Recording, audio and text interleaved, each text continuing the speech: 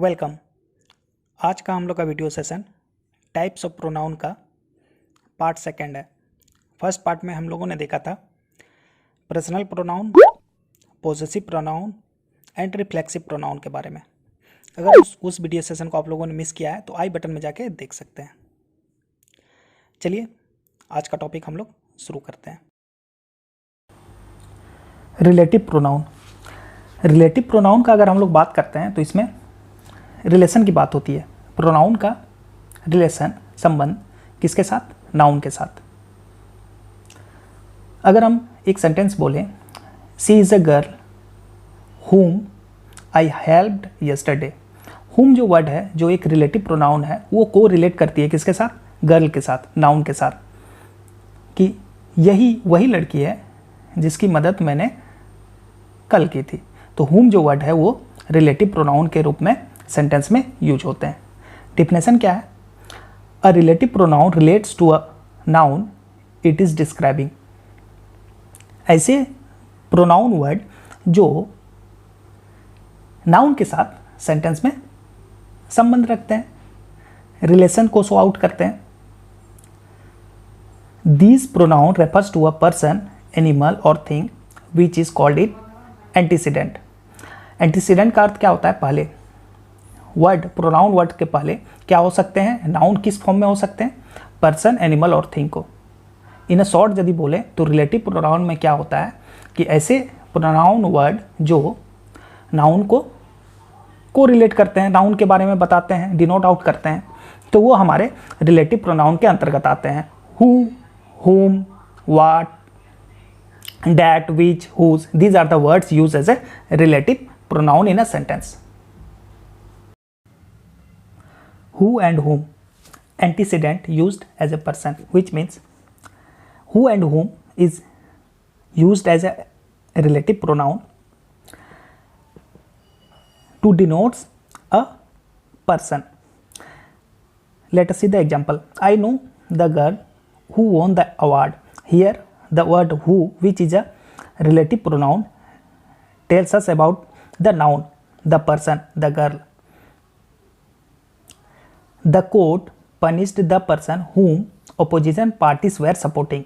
Here whom, which is a relative pronoun, denotes the person, which is a noun. Therefore who and whom is used to denote a person comes under a relative pronoun. Whose. Word whose, which is a relative pronoun used for the living things as well as the non-living things. Let us see the example. I talked to a girl whose car had been broken. Here whose denoting about the person, the girl. Whose किसका? Girl का, person का, denoting and the non-living things also. Car had been broken. So whose is used for a living things also as well as the non-living things. Another example is the car whose driver is a young man. Here in the first sentence it is denoting about the person, living things, and in the second one non-living things, which is a car. Whose car? It is denoting about the non-living things. The car whose driver is a young man is from America. So whose, which is a relative pronoun, can be used to denote the living things also as well as the non-living things. Which is used for both the non-living things as well as the animals. Let us see the example to understand. He stole my pen which was gifted to me by my father. Here which is denoting the my pen, which is a antecedent used, a common noun. The dog which barks every night has been caught by the municipality workers. Here which is denoting the dog, which is a animal, antecedent used. So which could be used both for the non-living things also as well as the animals. What.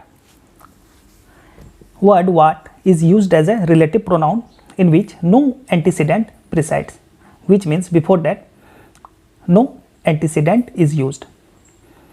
Example is what she said made me cry. Here, before what, no antecedent is used. Second example is we cannot give you what you need. Here, you antecedent is used, but it is not a noun, it is a pronoun. So what is used as a relative pronoun in which no antecedent presides over. That is used as a relative pronoun in which antecedent presides. Example is I saw a costly watch that I want to gift him. Here antecedent watch is used, which is a noun. Therefore we can say that is used for a relative pronoun which takes over a antecedent. That when there are two antecedent, one is human and other is animal, in that relative pronoun we can use two antecedent, but one could be the human beings, persons, and other could be the animals. Example, the boy and the monkey that entertained the public have become popular. Here two antecedents are used, one is human in the form of boy and other is animal in the form of monkey. So that is used as a relative pronoun, takes over the two antecedent in a sentence. Relative pronoun के मैं अलग से एक video ज़रूर बना दूंगा, उसमें पूरे डिटेल में हम लोग एंटीसीडेंट्स के बारे में बात करेंगे. Demonstrative pronoun. डेमोस्ट्रेट का मीनिंग क्या होता है? To point out, to show. Sentence में वर्ड्स यूज होते हैं जो नाउन को दर्शाने के लिए यूज होते हैं, वो हमारे डेमोस्ट्रेटिव प्रोनाउन के अंतर्गत आते हैं. जैसे these, those, that, these are the words used as a demonstrative pronoun which means used to point out nouns in a sentence.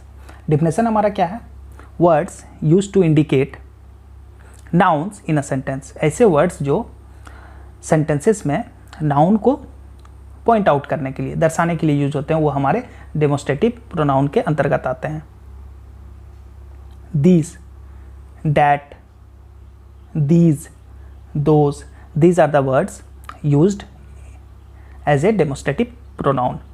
Example क्या है? This is a present from my aunt. This जो word use हुआ है noun को दर्शाने के लिए, present किनके द्वारा दिया गया है? अंट के द्वारा दिया गया है. तो नाउन को दर्शाने के लिए, बताने के लिए, पॉइंट आउट करने के लिए यूज हुए हैं सेंटेंस में. These pens are yours. Pen जो नॉन लिविंग थिंग्स है, कॉमन नाउन है, उसको बताने के लिए दीज का यूज हुआ है, वो डेमोस्ट्रेटिव प्रोनाउन है. Those books are mine. Those जो है वो डेमोस्ट्रेटिव प्रोनाउन के रूप में बुक्स के लिए यूज हुआ है, और बुक हमारा क्या है? नाउन है. So these, that, these, those are the words used as a demonstrative pronoun. Interrogative pronoun. ऐसे वर्ड्स जो प्रश्न पूछने के लिए यूज होते हैं, वो हमारे इंट्रोगेटिव प्रोनाउन के अंतर्गत आते हैं. ये सब्जेक्ट को, नाउन को डिनोट करते हैं. अगर हम पूछे व्हाट आर यू डूइंग, आप क्या कर रहे हैं, जवाब क्या आएगा? आई एम स्टडिंग, मैं पढ़ रहा हूँ. आई जो है एक प्रोनाउन है, वो डिनोट कर रहा होता है एक पर्सन को, नाउन को, सब्जेक्ट फॉर्म को. तो ये हमारे व्हाट जो वर्ड है वो इंट्रोगेटिव प्रोनाउन के रूप में सेंटेंस में यूज हो रहे हैं. डिफिनेशन क्या है? Words which are used to ask question. ऐसे वर्ड्स जो प्रश्न पूछने के लिए, क्वेश्चन पूछने के लिए यूज होते हैं, वो इंट्रोगेटिव प्रोनाउन के अंतर्गत आते हैं. Who, which, whose, where, what, whom, these are the words used as a interrogative pronoun. Example क्या है? व्हाट आर यू डूइंग, आप क्या कर रहे हैं? वेयर वेर यू, आप कहाँ थे? हुम यू वेर विथ, जवाब क्या आएगा? I was with Sohan. तो आई जो प्रोनाउन है वो एक नाउन को बता रहा है, पर्सन को बता रहा है. So these are the words used as a interrogative pronoun. Indefinite pronoun. अगर इंडिफिनिट प्रोनाउन की बात हम लोग करते हैं तो उसमें इंडिफिनिट का अर्थ होता है अनिश्चितता. मतलब टू पर्टिकुलर कोई पर्सन या थिंग के बारे में हम लोग बात नहीं करते हैं। अगर हम बोले Sita is a good girl, Rashmi is a good girl, Geeta is a good girl, Shweta is a good girl, individually बात करने के अलावा हम लोग ये बोल सकते हैं ऑल आर गुड। जब हम लोग बात ऑल की करते हैं तो ये निश्चितता की बात नहीं करती, अनिश्चित होती है। इंडेफिनिट प्रोनाउन का डेफिनेशन क्या है? These words do not tell about the person और thing in a particular way but in a general way. Meaning क्या है कि इंडेफिनिट प्रोनाउन की जब बात करते हैं तो कोई पर्टिकुलर की बात नहीं होती है, एज ए जनरल फॉर्म में बात होती है। जैसे सम का अगर बात करें, समबडी का बात करें, तो कोई भी एक निश्चित कोई पर्सन के बारे में या थिंग के बारे में हम लोग नहीं बोल सकते हैं। वर्ड्स हैं none, one, all, some, somebody, nobody, few, many, anybody, everyone, each one, both. These are the words used in a indefinite pronoun. Example क्या है? Someone has stolen my watch. हम सटीक किसी एक पर्सन के बारे में नहीं बोल सकते हैं कि इसमें बात करते हैं कि समवन, कोई भी। I need some money, amount जो है वो सटीक नहीं है कि अमाउंट कितना है, कुछ पैसे। बोथ वेयर विथ अस, दो थे, कौन थे उसका पता नहीं। ऑल आर सिटिंग, सभी लोग बैठे हुए हैं। निश्चित कोई पर्टिकुलरली कोई पर्सन के बारे में नहीं बात कर रहे हैं इसमें। इंडेफिनिट प्रोनाउन जो होती है वो अनिश्चितता की बात करते हैं इंडेफिनिट प्रोनाउन में। डिस्ट्रीब्यूटिव प्रोनाउन, डिस्ट्रीब्यूटिव प्रोनाउन समझते हैं। इसमें हम लोग क्या करते हैं, एक समय में वर्ड्स का यूज करके किसी एक पर्टिकुलर व्यक्ति या वस्तु के बारे में एक ही समय में बात करते हैं। मतलब उस समय में हम इंडिविजुअली कोई व्यक्ति का बात करते हैं या वस्तु का बात करते हैं वही समय पे। तो ये हमारे डिस्ट्रीब्यूटिव प्रोनाउन के अंतर्गत आएंगे। डिफिनेशन क्या है? The words refers to a person और thing one at a time. मतलब एक खास समय में एक कोई खास व्यक्ति या वस्तु का बात अगर करते हैं तो वो डिस्ट्रीब्यूटिव प्रोनाउन के अंतर्गत आते हैं। वर्ड्स हमारे क्या हैं? Each, either, neither. These are the words use as a distributive pronoun. इसको सेंटेंसेस के फॉर्म में देखते हैं। Either these two boys will win. एक समय में हम कोई खास व्यक्ति के बारे में बात कर रहे हैं, दीज टू बॉयज। तो ये हमारे जो सेंटेंस हो जाएंगे, जो वर्ड्स आइदर लिए हुए हैं वो हमारे डिस्ट्रीब्यूटिव प्रोनाउन के अंतर्गत आएंगे। Neither of his son is a thief. कोई खास व्यक्ति के बारे में बता रहा है कि उनके कोई भी पुत्र थीप नहीं है, चोर नहीं है। तो खास समय में खास व्यक्ति का बात हो रही है। Each of this boys deserve a reward. जो वहाँ प्रेजेंट है बॉयज, लड़के, सभी रिवॉर्ड जितने लायक हैं। तो खास समय में खास व्यक्ति का बात कर रहे हैं हम लोग। तो ये जो वर्ड्स हैं ये डिस्ट्रीब्यूटिव प्रोनाउन के अंतर्गत आएंगे। वीडियो इंफॉर्मेटिव लगी हो तो लाइक कीजिए, चैनल में नए हैं तो सब्सक्राइब कीजिए, अपने दोस्तों के साथ ज़रूर शेयर कीजिए और बेल आइकन ज़रूर प्रेस कीजिए लेटेस्ट वीडियो के लिए।